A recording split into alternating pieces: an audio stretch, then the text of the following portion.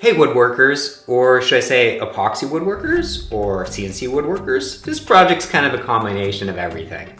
And so what I'm making today is this bowl that I designed and machined out on my CNC machine. I had this vision where I would take some pieces of wood, break it apart, crack it, have this cool cracked effect kind of show up in a semi-translucent bowl. And it seemed like a great idea, but in reality, I think it just looks ugly, and I kind of consider this project a failure.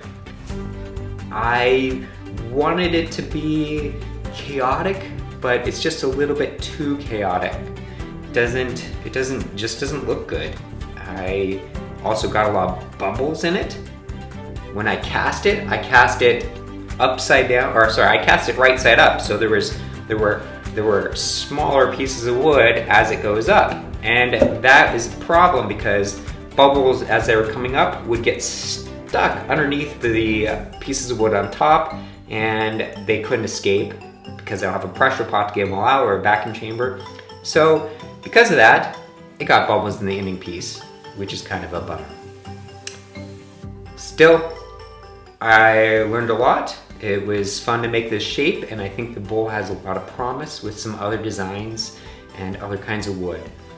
But follow along and let's see how I made this bowl.